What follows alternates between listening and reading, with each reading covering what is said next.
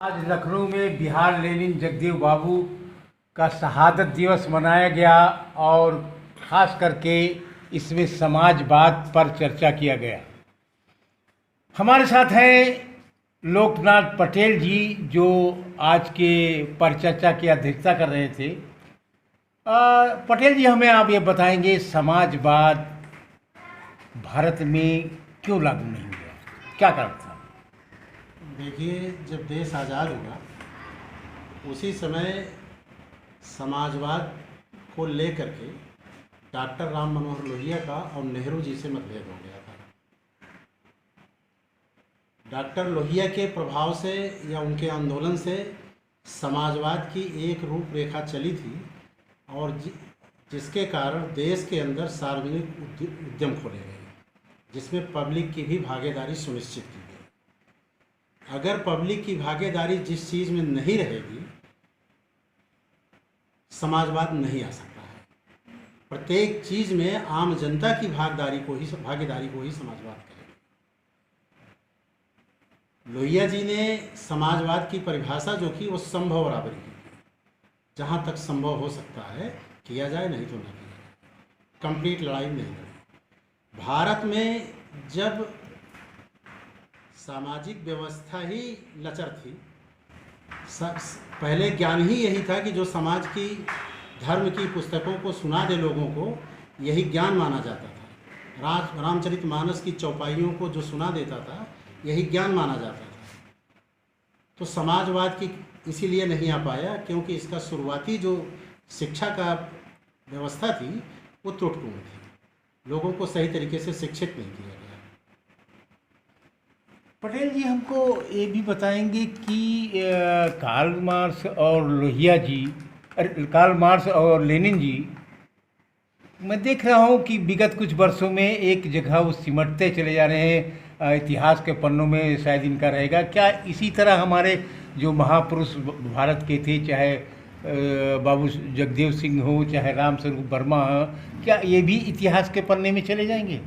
हाँ, अगर ब्राह्मणवाद लागू रहेगा तो ये भी इतिहास के पन्ने में चले जाएंगे, इसमें कोई संदेह नहीं है। जिस तरीके से आप कार्ल मार्क्स की बात कर रहे हैं, दरअसल में कार्ल मार्क्स ने भौतिक द्वंद्ववाद का जो सिद्धांत दिया, वो मनुष्य के लिए, मनुष्य को, पूरी मानवता को कार्ल मार्क्स का एहसानमंद होना चाहिए, कृतज्ञ होना चाहिए कार्ल मार्क्स के प्रति। लेकिन बड़ी अफसोस की बात है कि कार्ल मार्क्स को इस रूप में लोग नहीं मानते।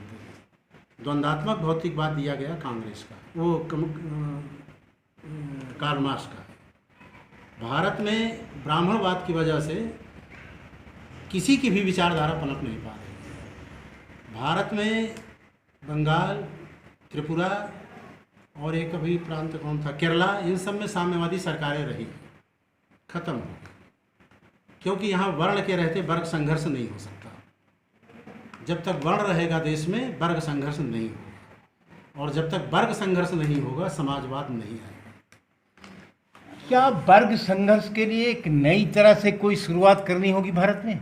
नहीं, वर्ग के लिए शुरुआत कर चुके हैं, प्रयोग हो चुका, वर्ग संघर्ष नहीं हो पाता है। मैं इसे उदाहरण दूँ, चीनी मिलों की एक बार हड़ताल हुई थी, चौधरी महाराज सिंह स्वयं उसका नेतृत्व कर रहे थे। संभावली चीनी मिल जो हापुड़ के पास में, वो चीनी मिल थी जाटों ने आंदोलन तोड़ दिया क्योंकि वो उनकी बिरादरी की मिल। ठीक इसी तरीके से जब जातिगत आधार पर जो जिन जातियों के जो फैक्ट्रियां हैं, अगर मजदूर आंदोलन करेगा तो उस जाति के आदमी उसमें साथ नहीं देगा। इसलिए सबसे पहले वर्ण और जात खत्म करना होगा देश के अंदर, तभी वर्ग संघर्ष संभव है, नहीं तो नहीं। एक लंबे समय से जात और ये वर्ग संघर्ष की और ये सारी, मगर ये व्यवस्था आज भी वो अपनी चरम सीमा पे जा रही है। इसके लिए क्या हम ईमानदारी से प्रयास नहीं कर रहे हैं? नहीं, जातिवाद संघर्ष करने का कभी भी प्रयास नहीं किया गया, बल्कि इसको सुधारने का प्रयास किया गया। ब्राह्मणवाद कभी खत्म करने का किसी ने आह्वान नहीं किया था, रामस्वरूप वर्मा के पहले। सब ने इसको सुधारने का प्रयास किया, और जान लीजिए, ब्राह्मणवाद सुधारा नहीं जा सकता, नकारा जा सकता है। तो क्या भारत में ये ब्राह्मणवाद को नकारने की कोई शुरुआत होगी या आप करेंगे? हाँ, मैं व्यक्तिगत तौर से जितना संभव है अर्जक संघ की तरफ से? जी हाँ, अर्जक संघ जितना संभव है कर रहा है। अर्जक संघ ही नहीं, और भी तमाम संगठन कर रहे हैं। मैं ऐसा नहीं कह सकता हूँ कि केवल अर्जक संघ ही कर रहा है। देश में और बहुत सारे संगठन हैं कर रहे हैं, पर उनकी रूपरेखा क्या है मुझे नहीं मालूम है, लेकिन सुना है कर रहे हैं। जैसे ब्राह्मणवाद को ख़त्म करने के लिए तमिलनाडु में क्या नाम है, इराट वेंकट स्वामी नायकर ने किया था, उन्हें पेरियार कहा गया इसीलिए। उत्तर प्रदेश में ललई सिंह यादव ने किया, इसीलिए इनको पेरियार कहा गया। पेरियार शब्द तमिल भाषा का है, महान होता है उसका शब्द, इसीलिए इन्हें महान कहा गया। इतिहास में बहुत कम लोगों को महान कहा गया है, या तो अशोक द ग्रेट कहलाया, अकबर महान कहलाया, और या तो इधर ललई सिंह और ये आपके इराट वेंकट स्वामी कहलाए। बहुत कम लोग ऐसे इतिहास मिलेंगे जिन्हें महान कहा गया है। केरल और तमिलनाडु में काफ़ी हद तक ब्राह्मणवाद को नकारा गया है। क्या यहाँ कोई ऐसी बात चलेगी? नहीं, नकारा नहीं गया है, बल्कि वहाँ ब्राह्मणवाद में शामिल होने के लिए अभी वो क्या नाम है, स्टालिन ने एक नियम बना दिया कि उसमें पुजारी भी शेड्यूल कास्ट हो सकता है। उनका आरक्षण ख़त्म कर दिया। यानी वो ब्राह्मणवाद का एक प्रकार से सहयोग है, उसमें दिया जा रहा है कि भाई इनसे भी पूजा पाठ से बढ़िया करके। इसलिए वो पूरी तरह लड़ाई नहीं है, समूह लड़ाई नहीं है। नहीं, वहाँ के मंत्रिमंडल में कोई भी ब्राह्मण नहीं है? नहीं, वो अलग चीज़ है। और तमिलनाडु में भी यही है? नहीं, ये बात नहीं है। जैसे शुरुआत में आपके उत्तर प्रदेश में बीएसटी बनी थी, शुरू में इसमें भी कहा गया है कि हम दूसरी जातियों को नहीं लेंगे, लेकिन ये सब शामिल किए। ये एक प्रकार से लोगों को साथ धोखा होता है, छलावा होता है। मामला विचारधारा का है। ब्राह्मण से, मैंने पहले बताया, ब्राह्मण की बात नहीं है, ब्राह्मणवाद की है। मामला विचारधारा से है।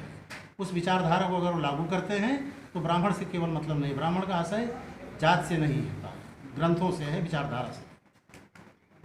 पटेल जी बहुत बहुत धन्यवाद। जय अर्जक।